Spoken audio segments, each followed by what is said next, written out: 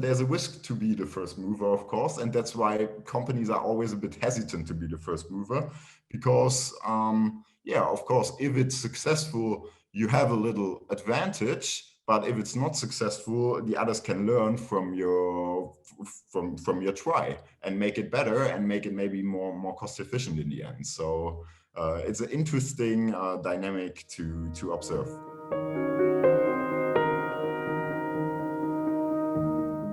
Hello, everybody. My name is Cameron Roberts. I'm the Digital and Community Editor here at MASH Media. Today, we're going to find out a little bit more about the emerging popularity of the omni-channel approach. With events businesses becoming more digitally native during the pandemic, I want to know more about how digital platforms and live events can interact and complement one another. To that end, I'm joined by Julien Schmetz, who is the Senior Consultant at JWC. Julien has done extensive research into the omni-channel philosophy, even doing his thesis on a similar topic, I believe, for his master's. How are you today, Julien? Good. How are you, Cameron? Yeah, I'm very well, thank you. Just to kind of kick things off, to dive right in, broad strokes, kind of top level, in the simplest way possible, can you just explain to me what the omni-channel method is? Sure. So in its simplest version, omni-channel concepts refer to how to integrate digital and physical elements within one consistent customer journey. So how to actually integrate your legacy, your traditional business model with all the new digital elements that have been accelerated and generated during the COVID crisis, and how to integrate it into one consistent business model. So it sounds like really the ideal of kind of combining what we've learned over the last 15 months and then what we've done traditionally, right? So we can get on to a little bit about how that applies to events, but are there any other industries that leverage this kind of model that exist already? Well, quite a few, Cameron, and well-known industries. And what they share is they have been all face-to-face mainly, traditionally, and they have developed all concepts on how to better integrate their digital offerings into their physical business model. And you see those models in retail, you see them in banking, for example, you see them in healthcare. And it all comes around to make the offering accessible whenever and wherever the customer wants. So I can visualize how that would make sense in kind of a retail sense. It's kind of like the offering is available at the point of sale, but for events where traditionally, at least, it's been built around a 1 day or a 3 day event where it's a coming together of lots of different professionals, how does that omnichannel kind of translate? Yeah. So think about what is the main function for exhibitors and visitors for an event. Exhibitors and visitors come to an event to network, to transact, or to learn. And the essence of omnichannel is how can you make those functions available whenever and wherever the exhibitors and visitors want? And how can you leverage physical touchpoints and digital touchpoints in a complementary way to make it as continuous and as compelling as possible?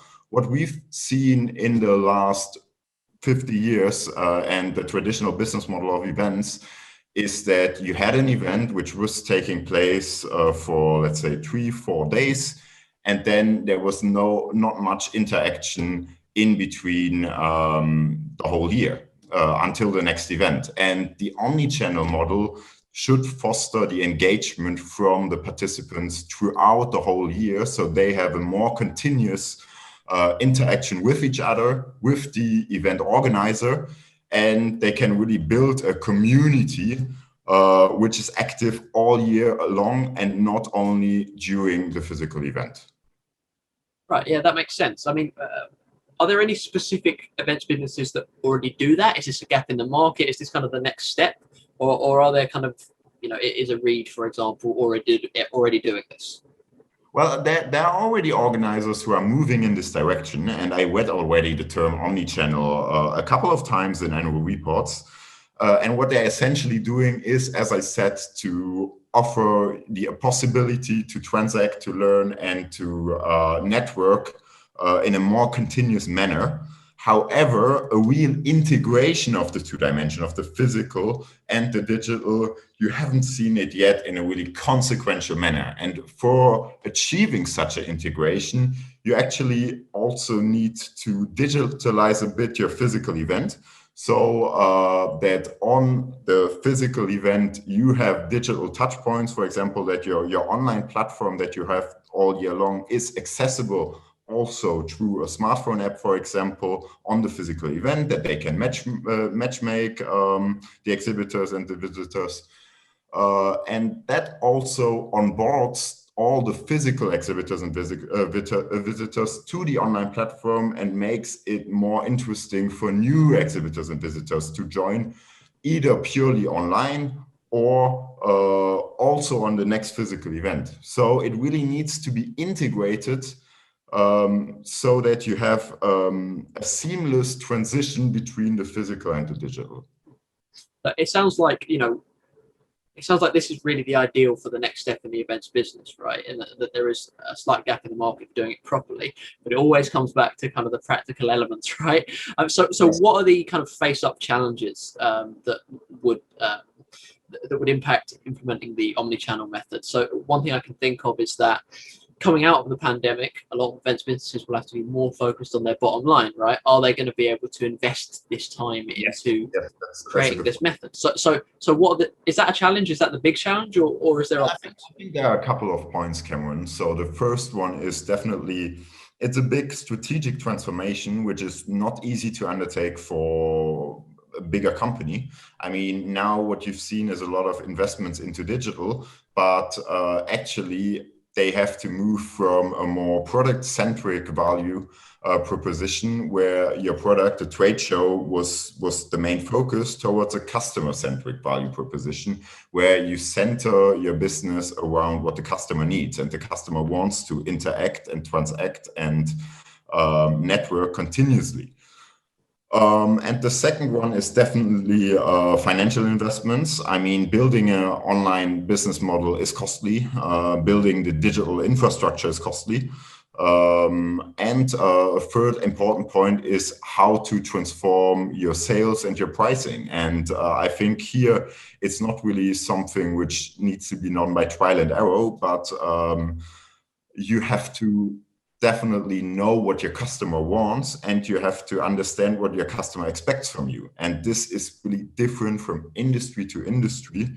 And what we always, as JWC, suggest to our clients is to actually measure what your customer wants.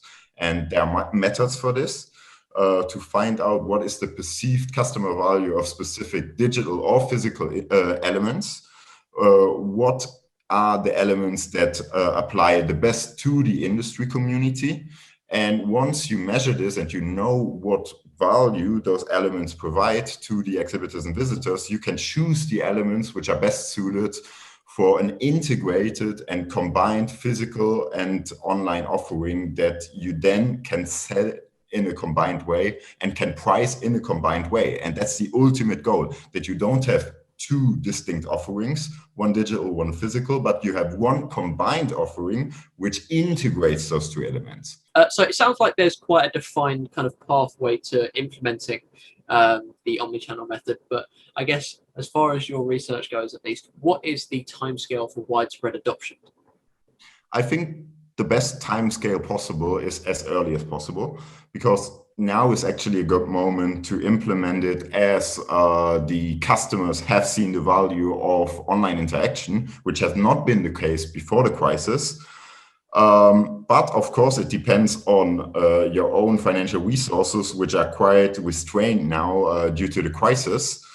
And it also depends on the competitive pressure in the market. And are your competitors moving in this direction? And once they are moving in this direction, this will, of course, create a new dynamic, I would say. So it will be interesting to see when the first organizers get really serious about a new business model and transforming their traditional face-to-face business model centered around physical event towards this community catalyst business model, where you use online and physical interaction in order to deliver transacting, networking, and learning for your community.